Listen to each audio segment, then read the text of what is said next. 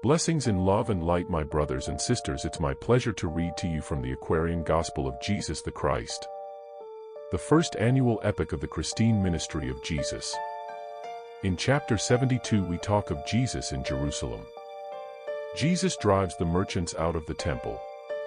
The priests resent, and he defends himself from the standpoint of a loyal Jew. He speaks to the people. The Jewish Paschal feast time came, and Jesus left his mother in Capernaum and journeyed to Jerusalem. And he abode with one, a Sadducee, whose name was Jude. And when he reached the temple courts, the multitudes were there to see the prophet whom the people thought had come to break the yoke of Rome, restore the kingdom of the Jews, and rule on David's throne.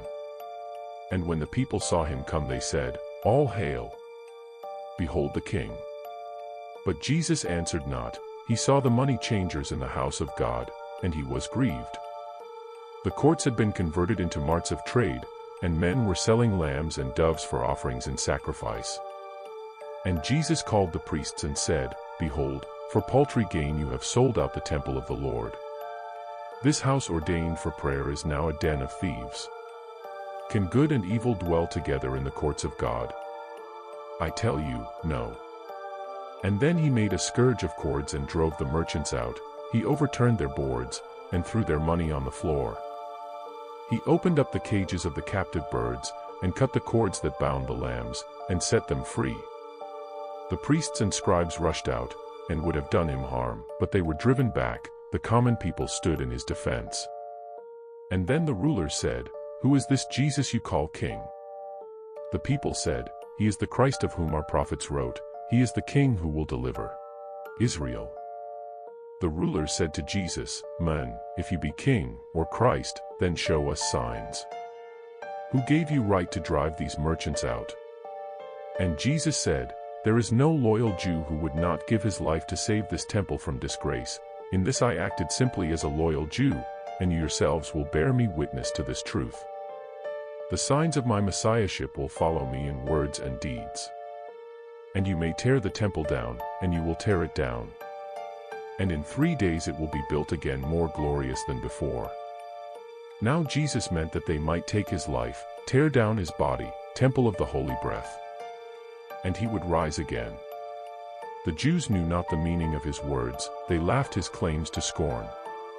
They said, "A multitude of men were 46 years in building up this house, and this young stranger claims that he will build it up in 60 hours. His words are idle, and his claims are naught." And then they took the scourge with which he drove the merchants out, and would have driven him away, but Philo, who had come from Egypt to attend the feast, stood forth and said, "You men of Israel, hear. This man is more than men. Take heed to what you do. I have, myself, heard Jesus speak, and all the winds were still. And I have seen him touch the sick, and they were healed. He stands a sage above the sages of the world. And you will see his star arise, and it will grow until it is the full-orbed Son of Righteousness. Do not be hasty, men, just wait and you will have the proofs of his messiahship." And then the priests laid down the scourge, and Jesus said, "Prepare, O Israel, prepare to meet your king. But you can never see the king while you press sin as such a precious idol to your hearts. The king is God. The pure in heart alone can see the face of God and live." And then the priests cried out, "This fellow claims to be the God. Is not this sacrilege? Away with him." But Jesus said, "No man has ever heard me say, 'I am a king.' Our Father God is king.